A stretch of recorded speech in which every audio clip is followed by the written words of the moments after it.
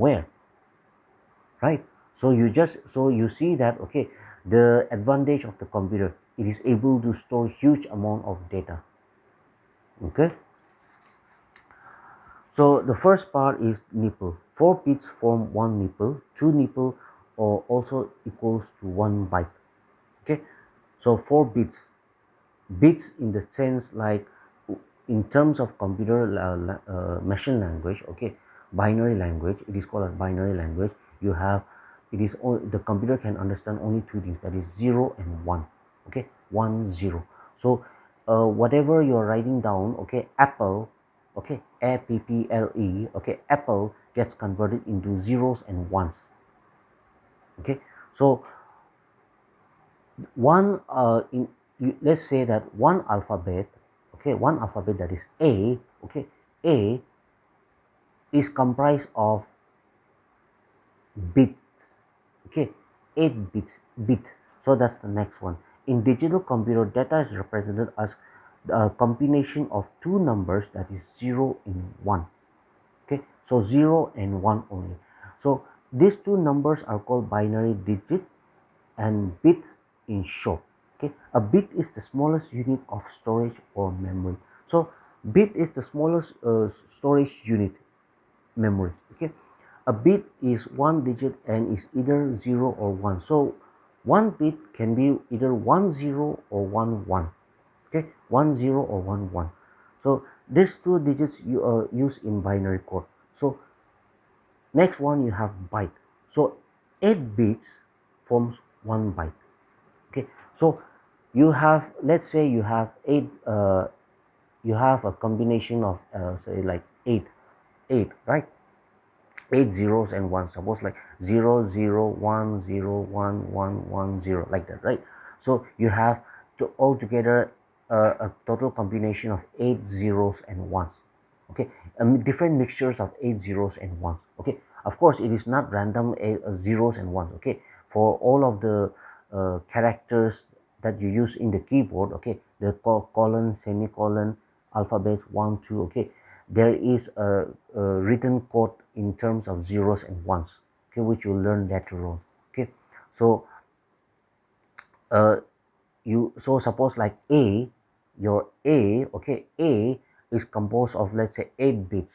Okay, so a is, let's say, like 1001 1001, like that. Okay, so that makes up your a. So that is 8 bits. Okay, so that 8 bits is equal to 1 byte.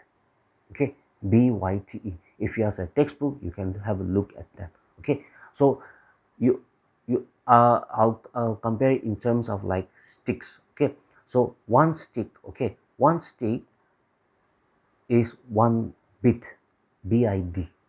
Okay, 8 sticks is 8 bits. So 8 bits is equal to 1 byte. Okay, 8 bits is equal to 1 byte. So 1 byte is equivalent to, suppose like your, if your name is suppose like Atu, right? ATU. So you have A, which is 8 bits or 1 byte, T, which is again collection of 8 bits or 1 byte, okay, and then U, which is again collection of 8 bits or 1 byte. Okay, so how many bits you have? You have 8 right? So that means 8 into 3, so you have 20 24 bits. Okay, that means you have 24 numbers of zeros and ones. Okay, and then if you have or in terms of byte, you have 3 bytes. So you just imagine the amount of storage space to store your name up to ATU that requires, right? So you see that ATU, right, you need 24 bits.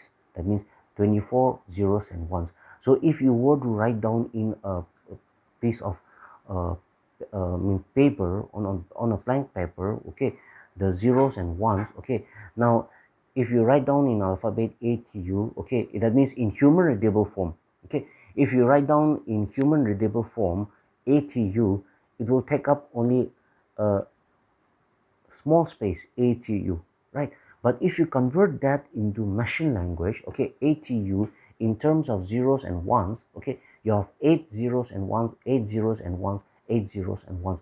So altogether you have 24 zeros and ones. So that will take up much more space, right? Okay, so like that, okay, coming back to the next one, the next one is kilobyte. Okay, kilobyte. So 1024 bytes is equivalent to 1 kb. Okay, so you have 1 byte, which okay, I'll compare this like this, okay, just for your understanding. So 8 bits, 1 byte, right? 1 byte, let's say, is 1 byte is, let's say, your alphabetical name A, right? So A is equal to 1 byte, which is 8 zeros and ones. Okay, now 1 kb, 1 kb is equivalent to 1024 bytes. Okay, so 1 byte is, let's say, 1 alphabet. Okay, just for your understanding. Okay, 1 byte is 1 alphabet. So 1 kb is 1024 bytes. One To form 1 kb, you need 1024 bytes, which means that 1024 alphabets. Okay, so so let's say that 1024A forms 1 kb. Okay, and if you see the next one, okay, 1 MB. Okay, so you have 1024 kb, which makes it 1 MB. Did you get it? Okay, now coming back to let's say like this. Okay, if suppose you have, suppose your textbook, right? Now in your textbook, starting from the first page, okay, second page, third page, fourth page, like that, right? Let's say in every page you have exactly in every page, starting from page one, from page one, let's say that you have, from page one, right, suppose like you have exactly 1024 alphabets. Okay, so I'm talking about in human readable form. Okay, say like A is written 1024 times in the first page. Okay, so that makes it what? 1024 bytes, right? So 1024 bytes, so which means that you have 1 kb. Okay, you have, since you have 1024 alphabets, 1024 A, you, since you have the alphabet A written 1024 times on the first page, so that is equal to 1 kb. Okay, I hope you have understood. Okay, 1 byte is 1 alphabet A, right?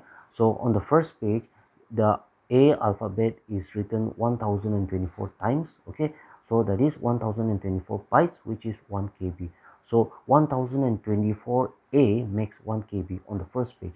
Similarly, on the second page also, third page, fourth page also, the alphabet A is written exactly 1024 times. So in every page you have 1 kb, 1 kb, 1 kb, 1 kb, like that. So just imagine that this textbook has exactly 1024 pages. Okay, so every page is 1 kb. Okay, every page is 1 kb, and then you have exactly 1024 pages. Okay, so if it is 1024 pages, what does 1000, so that means you have, in every page is 1 kb, right? If you have 1024 pages, that means you have 1024 kilobyte, right? So which is equivalent to 1 MB. So you just see that, okay, even in human readable form, in terms of writing down of alphabet A, okay, 1 MB, okay, 1 MB is equivalent to, let's say, your textbook. So your whole textbook, which is of 1024 pages, okay, is 1 MB, right? So you just imagine the next step, 1 gigabyte. Okay, 1024 MB is equals to 1 GB. I think you already know about 1 GB, right? So 1024 MB is equal to 1 GB, which means that if one textbook which has 1024 pages is 1 MB, so you have 1024 textbook which is equivalent to 1 GB. Okay, and it is still in human readable form. Okay, that is in A. So again, if you the next step is terabyte. Most of you have know the till 1 TB, that is terabyte, right? Okay, you may be having your hard disk or your external hard drive 1 TB, 2 TB, 3 TB, like that, right? And you still think it is very less, right? But you can see that 1024 textbook is equal to 1 GB, right? 1024 MB, that is 1024 textbook is equal to 1 GB, right? So you just imagine 1024 GB is equal to 1 TB. So you multiply that with that number of textbooks, so you can see that it will fill up the whole room, right? Now if you translate that, okay, convert that into binary, that is zeros and ones, okay, even 1 MB will be too much. I mean, like you won't be having sufficient pages to write down all that information. So you can see that the computer memory storage unit is actually quite vast. Okay, so even 1 MB contains lots of information. Okay, if you remember your parents using your old Nokia handset, right? The black and white one. It had only, suppose, like the memory size capacity was 3 MB, 4 MB, 5 MB. Okay, but that is also quite a lot. Okay, so in terms of GB, so you can see that it is going beyond terabyte. You have petabyte, zettabyte, exabyte, zettabyte, yottabyte. Okay, so the range of yottabyte is like uh, beyond human capacity to calculate, right? The range. So you can see that even terabyte or even GB, gigabyte, okay, is a huge amount of memory storage space. So let's hope that you understand, right? So the next time you're complaining about the memory space, storage space of your hard disk or your mobile phone, let's say you have only 32 GB okay, memory, or you have 64 GB and you need more, okay, think about how much capacity it is holding. Okay, so that is yeah, that is your memory units. Okay, next is your hardware and software. Okay, so hardware and software, so that is also in the following chapters. Okay, I'll just shortly explain here what is hardware. All physical part of the computer, okay, the physical things that you can see, that you can touch, that you can feel, like your cabinet box, your CPU, your mouse, your monitor, all these things are your hardware devices. Okay, that's your hardware devices. Then software is the name given to programs, routines and procedures used to operate computer hardware. Okay, so see, uh, computer hardware is responsible for performing four basic functions: input, processing, output and storage. Okay, the instructions which are used to control hardware and accomplish tasks are called software. Okay, instructions given. Okay, so instructions given to control the hardware and accomplish tasks are called software. Okay, so when you're pressing 1 plus 1 and you're getting 2, okay, the hardware is helping you to process that. The hardware is helping you to enter that data, process it, and then display that. But the hardware itself cannot do all the things, right? The software is actually accepting the data that you're entering, okay, and with the help of the software it is processing, and with the help of the software it is displayed on the monitor screen. Okay, so that is the job of the software, and you have two types of software, that is system software and application software. Okay, you also have a custom made tailored software, okay, which comes also under your application software. Okay, so Instructions which are used to control hardware and accomplish tasks are called softwares. Okay, so computer software is broadly classified into two categories: application software, system software. So you have, it's written here, application software such as word processors, which enables a user to perform a task; system software such as operating systems, which enables other software to run properly by interfacing with hardware and with other software. Okay, your, like I said, your application softwares, okay, softwares which are needed by the humans, which are used by the humans to do their daily works. Okay, your MS Office is your basic example. If you have your, you have your, suppose like different types of media, movie players, VLC, media players, all these are your application softwares. You have your system software, the most basic one, your Windows 7, Windows 10. Okay, and then when you start your computer, okay, the, after the blank screen, the different numbers that puts comes up, right, the loading, okay, all these are part of your system software. Without that, your computer cannot run. Okay, and system software helps to run the application softwares, and users communicates with the system softwares with the help of the application softwares. Okay, and there are some system softwares through which the users can communicate.